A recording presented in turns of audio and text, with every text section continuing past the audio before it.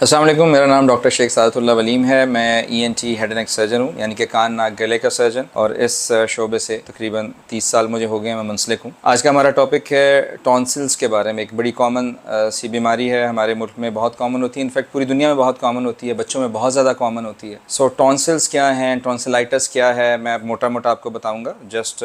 From a لے means point of view. Tonsils گلے کے اندر ایک مدافعتی نظام ہوتا ہے ہمارا، اور اس کا ایک حصہ ہوتے ہیں۔ اسی طرح سے ایڈینوائڈز ہوتے ہیں، یہ بھی ایک طرح کے ٹونسلز ہوتے ہیں، یہ ناک کے پچھلے حصے میں ہوتے ہیں۔ اب بچوں میں یہ ٹونسلائٹس کی شکایت اور ایڈینوائڈائٹس کی شکایت بہت کامن ہوتی ہے۔ سو ایک جرنل فزیشین جو ہے وہ تو فرنجائٹس کو بھی عام طور پہ دیکھ کے ٹونسلائٹس کہہ دیتا ہے، لیکن ٹونسلائٹس اصل میں وہ پرابلم ہوتی ہے، ٹونسلز پورے گلے کے اندر ایک چھوٹے سے حصے کا نام ہے۔ سو ایک چھوٹا سا حصہ ہے جو گلے کے اندر، ایک رائٹ پہ ایک لیفٹ پہ، ان کو ٹونسلز کہتے ہیں، اور پھر پورا گلا ہے۔ سو اگر تو صرف اس چھوٹے سے حصے کی انفیکشن ہے تو اسے ہم ٹونسلائٹس کہتے ہیں، اور اگر پورے گلے کی انفیکشن ہے تو اسے فرنجائٹس کہتے ہیں۔ کامنلی ہوتا کیا ہے کہ جنرل پریکٹیشنر جو ہے وہ فرنجائٹس کو بھی ٹونسلائٹس لیبل کر دیتا ہے۔ سو اب آپ نے سرجری کب کرانی، اور سرجری بہت زیادہ کامن ہوتی ہے ٹونسلائٹس کی، بہت دفعہ اس کی ضرورت نہیں ہوتی اور سرجری کروا لی جاتی ہے، اور بہت دفعہ اس کی ضرورت ہوتی ہے اور سرجری نہیں کروائی جاتی۔ اب جو ٹونسلائٹس ہے وہ اگر تو بار بار ہو رہا ہے، لائک بچے کو، اور ٹونسلائٹس کب ہم کہیں گے، ہم تب کہیں گے کہ جب ہم ایک ENT سرجن خود سے دیکھے کہ ہاں یہ ٹونسلز کی انفیکشن ہے، اور اس میں پیپ پڑی ہوئی ہے ٹونسلز میں، اور اس کی وجہ سے تیز بخار ہے جو کہ سردی لگ کے چڑھتا ہے، اور اس کے علاوہ پیشنٹ جو ہے وہ 2-3 دن اس کو لگتے ہیں، اینٹی بائیوٹک کے بغیر آرام نہیں آتا،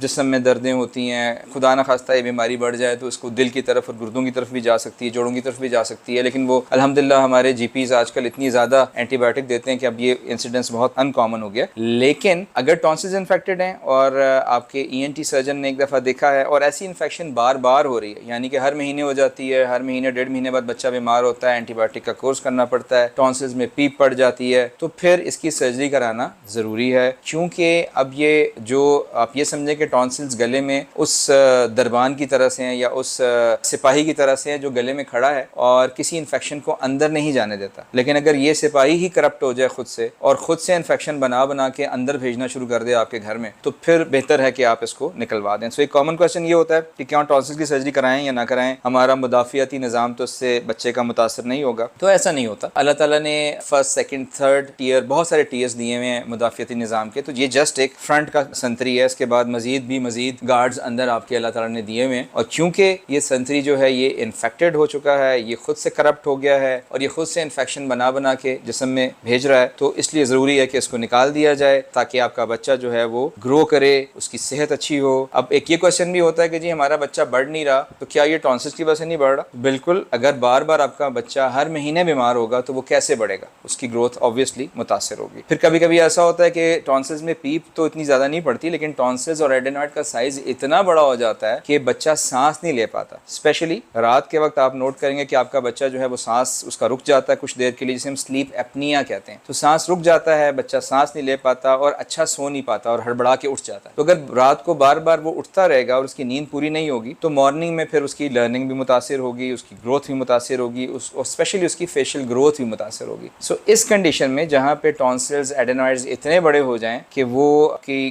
بچے کی سانس لینے کی اس میں رکاوٹ ڈال رہے ہوں، تو پھر بھی ان کو نکلوانا بہت ضروری ہوتا ہے۔ اگر نہیں نکلوائیں گے تو چہرے کی شکل بھی تبدیل ہو جاتی ہے، اوپر والے دانت باہر آنا شروع ہو جاتے ہیں، جو آپ کا تالو ہے وہ اونچا ہونا شروع ہو جاتا ہے، جسے ہم ایڈینوائڈ فیسیز کہتے ہیں۔ سو یہ 2 موسٹ کامن وجوہات ہیں، اس کے علاوہ بھی وجوہات ہیں جن میں ہم ٹونسلز کی سرجری کرتے ہیں، بٹ جب بھی اگر آپ کو کوئی ٹونسل کی سرجری ایڈوائز کرتا ہے تو میری آپ سے ریکویسٹ ہوگی کہ آپ اپنے آپ کو یا بچے کو ایک تو ڈیلے نہ کریں، جتنا آپ ڈیلے کریں گے اتنا یہ سرجری ایج کے ساتھ ساتھ مشکل ہوتی چلی جاتی ہے، پیشنٹ کے لیے بھی اور سرجن کے لیے بھی۔ جتنا یہ سرجری ارلی ایج میں ہو جائے اتنا ہی ریکوری بھی اسموتھ ہوتی ہے، سرجری بھی ایزی ہوتی ہے، اور مسائل بھی کم ہوتے ہیں۔ سو جب بھی آپ کو کوئی ایڈوائز کرتا ہے ٹونسل کی surgery, get a second opinion from a consultant, ENT consultant کو آپ ضرور دکھائیں، سیکنڈ اوپینین لیں، اور میک شیور کریں کہ واقعی آپ کے بچے کو سرجری کی ضرورت ہے، اور اگر ضرورت ہے تو سرجری ضرور کرائیں، اگر ضرورت نہیں ہے تو مت کرائیں۔ غیر ضروری سرجری سے پرہیز کیجیے، ضروری سرجری کو ضرور کرا لیں، کیونکہ یہ آگے چل کے بہت زیادہ مسئلہ کریٹ کرے گی۔ اپنا خیال رکھیں،